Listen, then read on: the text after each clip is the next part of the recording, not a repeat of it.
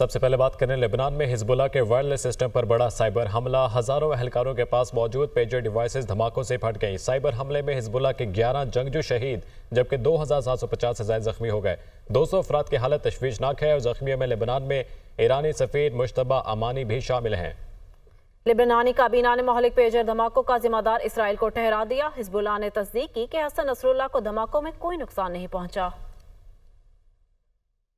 बरतानवी खबर एजेंसी के मुताबिक राबते के लिए इस्तेमाल होने वाले पेजर्स फटने से लेबनान के मुसल्लह ग्रुप हिजबुल्लाह के सैकड़ों अरकान शदीद जख्मी हो गए, जिनमें जंगजू और तिब्बी अमला शामिल है। धमाकों में ईरानी सफीर मुश्तबा अमानी भी जख्मी हुए। हिजबुल्लाह ने दावा किया कि इसराइल ने पेजर डिवाइस के नेटवर्क को हैक किया और सैकड़ों सिक्योरिटी एहलकारों के पास मौजूद पेजर्स फट गए। अल जजीरा टीवी ने दावा किया पेजर डिवाइस हिजबुल्लाह की सिक्योरिटी फोर्स पैगाम रसानी के लिए इस्तेमाल करती है। ऐनी शाहिदीन के मुताबिक पेजर पहले इंतहाई गर्म हुए, फिर धमाके से फट गए। AFB के मुताबिक इन वाकयात में हिजबुल्लाह के एक रुकन असेंबली के बेटे भी जान से गए हैं। शाम में भी पेजर फटने के वाकयात में कई अफराद जख्मी हो गए। हिजबुल्लाह एहलकार ने बताया पेजर डिवाइसेस फटने से इसराइल की 1 साल से जारी हमलों के दौरान सबसे बड़ी सिक्योरिटी खिलाफ वर्जी है। तर्जुमान अमरीकी महकमा खारजा मैथ्यू मिलर ने कहा, अमरीका पेजर धमाकों में मुलव्वस है, न जानता है इसके पीछे कौन है। इसराइल और हिजबुल्लाह के दरमियान सिफारती सतह पर मसाइल का हल होना चाहिए। अक़वाम मुत्तहिदा के तर्जुमान स्टीफन का कहना है, इंतहाई नाजुक तनाजुर में लेबनान की सूरत हाल बेहद तशवीशनाक है। पेजर गुज़िश्ता सदी में इजाद होने वाला एक छोटा और सादा इलेक्ट्रॉनिक आला है जो पैगाम रसानी के लिए इस्तेमाल होता है। इसमें तहरीर और आवाज के जरिए पैगाम भेजा जाता है। मोबाइल फोन आने के बाद पेजर का इस्तेमाल कम होना शुरू हो गया। अब भी इसे अक्सर ममालिक में इमरजेंसी सर्विस और सिक्योरिटी इदारों के एहलकार इस्तेमाल कर रहे हैं। इसका इस्तेमाल ऐसे मुकामात पर होता है जहाँ मोबाइल सिग्नल कमजोर हो या मोबाइल फोन्स न चल रहे हों। आईनी तरमीम से मुतालिक इत्तफाक राय का मामला। हुकूमत का तहरीक इंसाफ से राब्ता। हुकूमत की तहरीक इंसाफ से ड्राफ्ट पर गौर करने की दरख्वास्त। वज़ीर आज़म के मुशीर राना सनाउल्लाह की तहरीक इंसाफ से ड्राफ्ट का जायजा लेने की इस्तदा। स्पीकर कौमी असेंबली अयाज सादिक ने पीर को गिरफ्तार अरकान के एजाज में जोहराना दिया था। जोहराने में राना सनाउल्लाह ने PTI अरकान से ड्राफ्ट पर लीगल टीम से मुशावरत का कहा था। तफसीलात जानेंगे। वकार सैयद हमारे साथ मौजूद हैं। वकार, क्या अपडेट्स हैं? जी बिल्कुल, वफाकी हुकूमत आइनी तरामीम से मुतल्लिक कौमी इत्तिफाक राय चाहती है और इस ज़मन में जो सबसे बड़ा राब्ता हुआ है ज़राए के मुताबिक पीर को स्पीकर कौमी असम्बली की जानिब से जो गिरफ्तार अरकान थे उनके एजाज़ में जो है वो स्पीकर चैम्बर में जो है वो जोराना दिया गया और जोराने के दौरान राना सनाउल्लाह भी जो है वो मौजूद थे और ज़राए के मुताबिक उन्होंने जो PTI के 10 अरकान कौमी असम्बली थे उनको कहा कि वो ये जो मुजव्वज़ा ड्राफ्ट है उसका जो है वो जायज़ा ले और इस पर जो है वो कोई कमेटी यानी कोई लीगल टीम जो है वो तश्कील दे ताकि वो लीगल टीम इस ड्राफ्ट का जो है वो जायज़ा ले।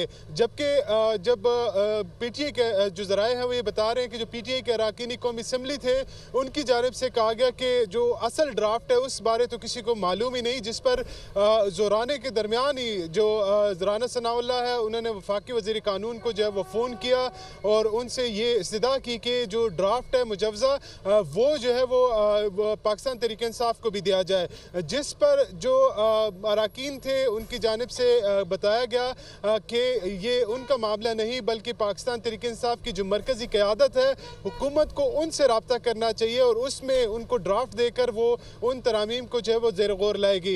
इस दौरान जो है वो आज़म जो राना सनाउल्लाह है उनकी जानिब से कहा गया कि यकीनी तौर पर जो पाकिस्तान तहरीक इंसाफ है वो बानी PTI के बगैर कोई स्टेप नहीं उठाती, ताम आपके और आपके वकीला की मुलाकातें जो है वो होती रहती है, लिहाजा बेहतर ये है कि आपकी जो लीगल टीम है वो इस ड्राफ्ट का जायज़ा ले और इस ड्राफ्ट के जायज़े के बाद जो बानी PTI है उससे भी इसको जो है वो शेयर किया जाए और उसमें भी उनसे बात की जाए ताकि कोई रद्द बदल या कोई उनकी जानिब से कोई तजावीज़ आती है तो हुकूमत उसको भी कंसिडर कर सकती है।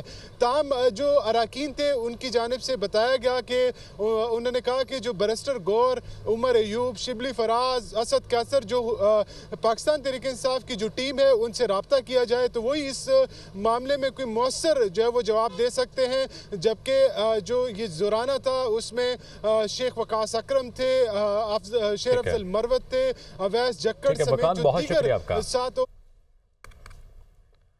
Chairman People's Party Bilawal Bhutto ने कहा, कोई शक नहीं अगले चीफ जस्टिस पाकिस्तान मंसूर अली शाह ही होंगे। एतराफ़ किया कि इत्तेहादी हुकूमत के पास मुजव्वज़ आइनी तरमीम की मंजूरी के लिए 2/3 अक्सरियत नहीं। कोशिश होगी कि 18वीं तरमीम में जुडिशल रिफॉर्म्स वाला हिस्सा बहाल कराएं। आईनी तरमीम के लिए इत्तफाक राय की जरूरत है। आम इंतखाबात के मंशूर में भी अदालती इस्लाहात शामिल थी। उन्होंने मजीद क्या कहा, आइए आपको सुनवाते हैं।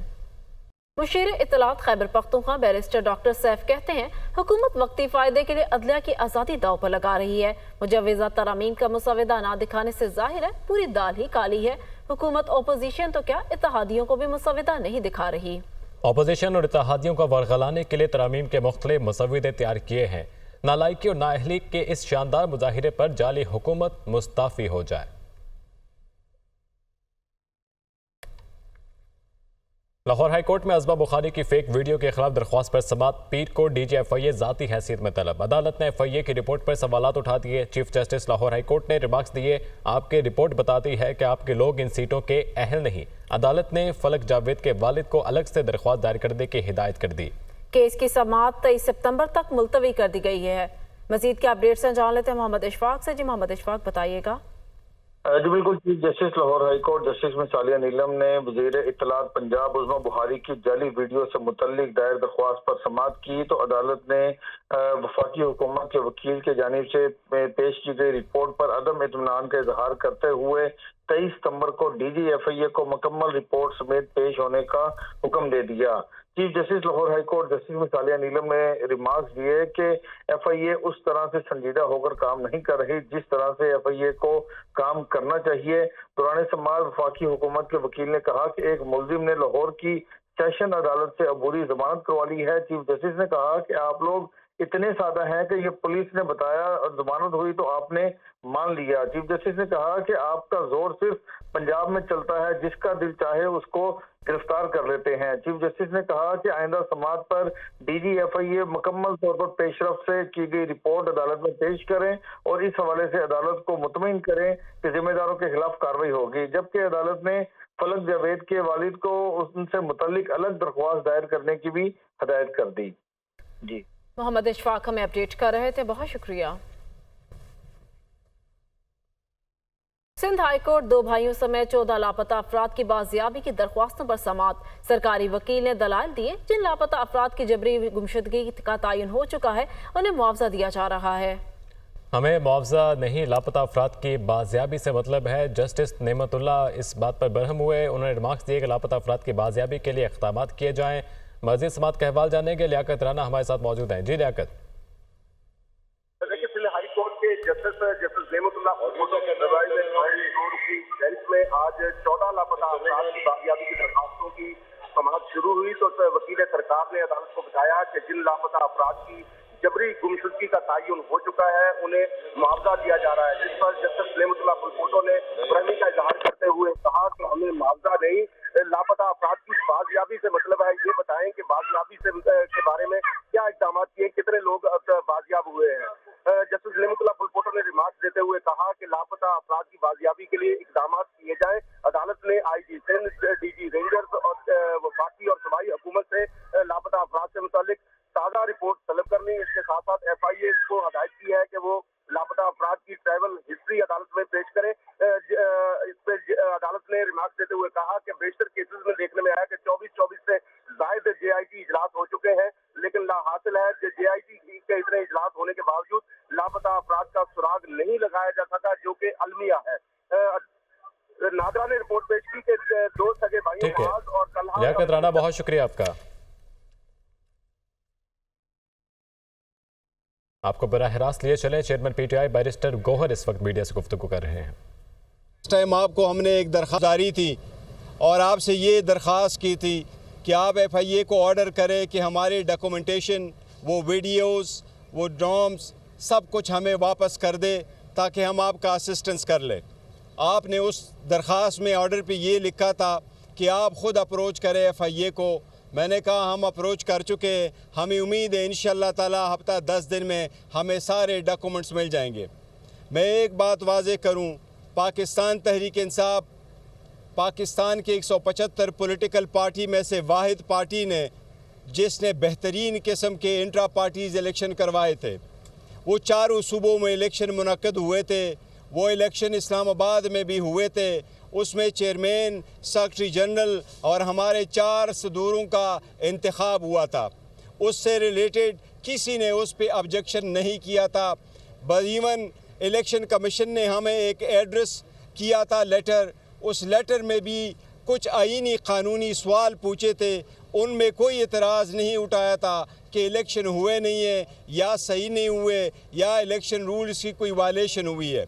उसके बाद डेवलपमेंट हुई, सुप्रीम कोर्ट के सामने जब रिज़र्व सीटों वाला केस आया, उसमें इलेक्शन कमीशन ने ख़ुद डॉक्यूमेंटेशन फ़ाइल की, इस बात को एक्सेप्ट कर लिया कि पाकिस्तान तहरीक इंसाफ एक इनलिस्टेड पॉलिटिकल पार्टी है। उसमें वो डॉक्यूमेंट्स भी लगाए थे जो मैंने एज आ चेयरमैन पीटीआई इशू किए थे और अपने कैंडिडेट को टिकट इशू किए थे, उसको भी सुप्रीम कोर्ट ने एक्सेप्ट कर लिया था और हमारे 39 कैंडिडेट का नोटिफिकेशन करवाया था। इसी में एक और डेवलपमेंट हुई, इलेक्शन कमीशन ने एक एप्लीकेशन सुप्रीम कोर्ट में फ़ाइल की कि हम किसकी कन्फर्मेशन एक्सेप्ट करें, पीटीआई का कोई स्ट्रक्चर अवेलेबल नहीं है। ये बात गलत थी क्योंकि हमारा स्ट्रक्चर अवेलेबल है, डॉक्यूमेंट्स इलेक्शन कमीशन के सामने थे, लिहाजा हमने इलेक्शन कमीशन के सवाल का एप्लीकेशन का जवाब सुप्रीम कोर्ट में फ़ाइल किया था। उस पे सुप्रीम कोर्ट ने 14